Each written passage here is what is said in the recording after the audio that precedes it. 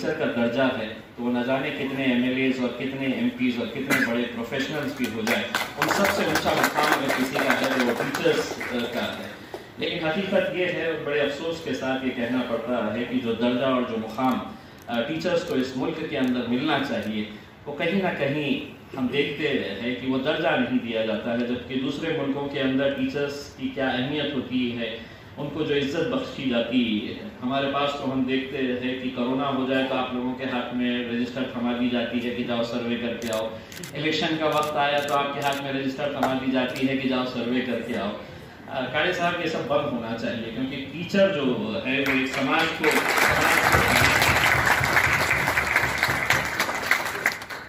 आप कहिए, हमारे राजनीतिक पार्टियों के पदाधिकारियों से कहिए वो काम ये कर लेंगे, इनको सिर्फ पढ़ाने का काम करिएगा, क्योंकि ये अगर पढ़ा रहे हैं तो ये एक मुस्तकबिल को तैयार कर रहे हैं, देश को तैयार कर रहे हैं, और इनको इस तरह के कामों के अंदर ना लाया जाना चाहिए। बल्कि मैं तो चाहूँगा कि काड़े साहब ने इस तरह का एक प्रस्ताव असेंबली के अंदर रखना चाहिए कि आप किसी को भी, किसी भी दूसरे प्रोफेशन के लोगों को आप इन कामों के अंदर इन्वॉल्व करिए, लेकिन टीचर्स को इस तरह से मत ये करिएगा कि वो लोग सड़कों के ऊपर हर छोटे काम के लिए है तो उनको बाहर निकाला जाए। तो ये एक ठहराव अगर आपकी तरफ से पास होता है तो यकीनन मैं समझता हूँ कि एक बहुत अच्छी पहल होगी। आपने ये कहा है काले साहब कि मैं रहीम साहब के सर के ऊपर हाथ रखूं करके। मैं इतना बड़ा आदमी नहीं हुआ हूं कि मैं किसी के सर के ऊपर हाथ रखूं, लेकिन रहीम भाई के गले में हाथ डाल के मैं एक दोस्ती का पैगाम उन्हें जरूर देना चाहूँगा, क्योंकि मैं उस ओहदे के ऊपर अभी तक नहीं पहुँचा हूँ कि जहाँ पर मैं किसी के सर के ऊपर हाथ रख सकता हूँ। ये तो अल्लाह का करम है कि आप लोगों की दुआओं की वजह से मैं आज इस मुकाम के ऊपर पहुँचा हूँ, जहाँ पर लोग सोचते नहीं थे, कभी समझ नहीं सकते थे, लोगों को यकीन नहीं होता था कि कभी एक MP भी अचानक एक महीना भर पहले अगर तैयार हो सकता है तो वो लड़ सकता है और जीत भी सकता है। लेकिन एक पूरे देश भर में हमने उदाहरण दिए हैं कि हमारा काम अगर मेहनत करना है, अगर हम शिद्दत के साथ मेहनत करेंगे तो नतीजे क्या होते हैं, वो नतीजे का ही एक फल है जो मैं आज आपके सामने खड़ा हुआ हूँ, और आप लोगों की ही मेहनत और दुआओं का नतीजा है जिसकी वजह से आज ये मुमकिन हुआ है। मैं तमाम लोगों को तहे दिल से शुक्रिया अदा करता हूँ। मेरे सर के ऊपर जब ये फेटा बांधा जा रहा था तो मैं रहीम साहब से ख्वाहिश करना चाह रहा था कि इस रंग का फेटा अगर बांधे होते तो मुझे और ज़्यादा अच्छा लगा होता, क्योंकि शहर के अंदर हमने रंगों को बांट दिया था। हमने ये समझ लिया था कि भगवा रंग किसी एक जाति से ताल्लुक़ रखता है, हरा रंग किसी एक का, नीला रंग किसी एक का, लेकिन ये वो रंग है जो हमारे तिरंगे के अंदर है, और तिरंगा पूरा हमारा जब है, ये हमारे सब अपने ही रंग है। लेकिन छोटी छोटी बातों के अंदर हम लोगों ने अपने आप को इतना उलझा कर रख दिए थे। लेकिन आज अल्हम्दुलिल्लाह एक अच्छी टीम यहाँ पर तैयार हुई है। हमारे विक्रम काड़े साहब जैसे लोग हैं जो समझदारी के साथ आगे बढ़ते हैं। हम सब साथ में मिलकर, चुनाव जब आता है तो चुनाव लड़ा जाए, चुनाव के अंदर है तो आपको जो इल्ज़ाम लगाना है लगा सकते हैं, लेकिन 5 साल के लिए हम सब एक साथ मिलकर अगर आए तो यकीनन हम एक सिर्फ यहाँ पर शहर के अंदर होर्डिंग्स ही नहीं लगाए और खुश हो जाए कि आई लव औरंगाबाद करके। हमको फख्र भी होना चाहिए जब वो होर्डिंग्स देखते हैं तो हाँ, आई रियली लव औरंगाबाद करके। तो ये बहुत सारे होर्डिंग्स आज जो लगाए जा रहे हैं वो इस बात का हम पैगाम देना चाह रहे हैं कि आप अगर इस शहर से अगर मोहब्बत करते हैं तो आपको इस शहर को अपना समझना होगा, और छोटी छोटी बातों की जिम्मेदारी आपको अपने तौर के ऊपर उठानी होगी। जैसा मास्क के बारे में है तो काड़े साहब ने कहा है कि मैं और काड़े साहब तो पहन के आए हैं, आप लोगों से हम ये अपील कर रहे हैं कि मास्क लगाए करके। लेकिन काड़े साहब, मुझे एक चीज़ समझ में नहीं आ रही है कि कल सरकार ने एक फैसला लिया है कि फिर से है तो रात का कर्फ्यू, तो ये सरकार के साथ वायरस की कब बात होती है, कि कौन सी चर्चा होती है जिसमें ये तय होता है कि वायरस कहता है कि मैं दिन में आराम करो, रात में निकले तो आऊंगा। ये कुछ समझ में नहीं आ रहा है। और मुझे ये भी कुछ समझ में नहीं आ रहा है कि मैं बिहार के इलेक्शन के अंदर था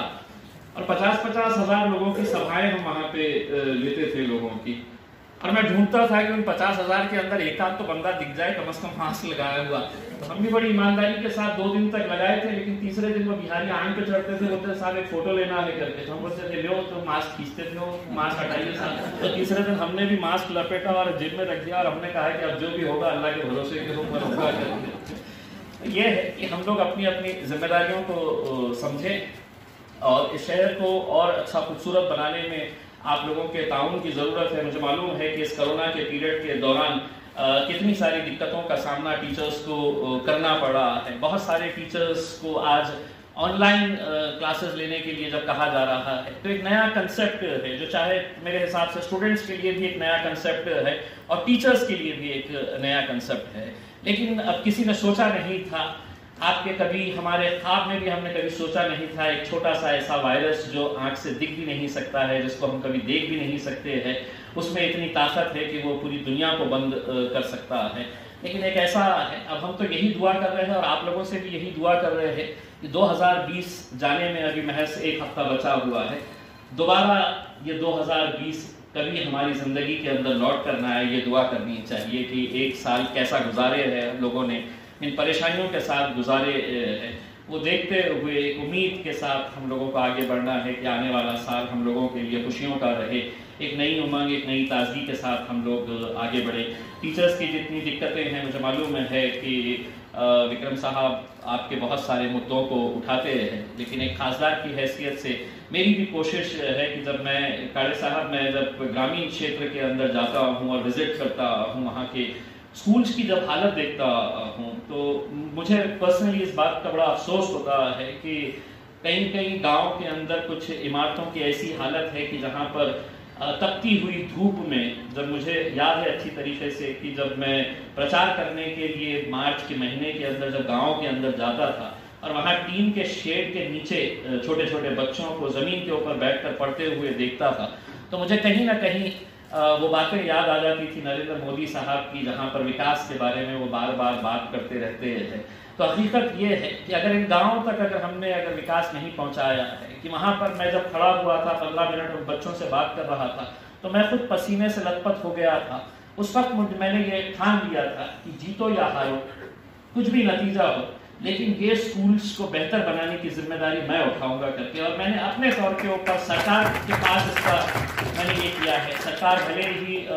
मुख्यमंत्री शिवसेना के हो, राष्ट्रवादी के हो, कांग्रेस के हो, लेकिन ये मुद्दा चाहे वो अजीत पवार साहब यहाँ पर मीटिंग लेने के लिए आए थे या मुख्यमंत्री साहब उद्धव साहब यहाँ पर मीटिंग लेकर आए थे, ये मुद्दे को मैंने बार बार उठाया था कि यहाँ के स्कूल्स की हालत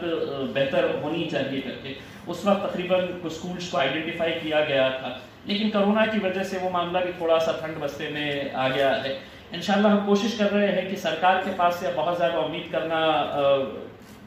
गलत होगा, क्योंकि कोरोना की वजह से आपके पास भी फंड्स नहीं है, पैसा नहीं है, ये हम जानते हैं, लेकिन कॉर्पोरेट्स के पास, इंडस्ट्रीज के पास बहुत पैसा है और हम CSR फंड के जरिए हम ये कोशिश कर रहे हैं कि किसी एक बड़े कॉर्पोरेट हाउस के पास 10, 15, 20 स्कूल्स की जिम्मेदारी दे दे कि आप इस इमारत को बेहतर बना दे करके। और बहुत सारे ऐसे कॉर्पोरेट्स हैं जो आगे आकर इस काम को अंजाम देने के लिए, तो मैं आपसे भी अपील करना चाहूँगा कि आपके जितने भी स्कूल्स है या आपके टीचर्स जो है, आपका नेटवर्क होने की वजह से अगर आप ये जानकारी अगर हमें देते हैं कि इस गांव के अंदर इस स्कूल की हालत वाकई में ख़राब है और इसको बेहतर बनाया जा सकता है, तो यकीनन हम और आप मिलके हम लोग इसको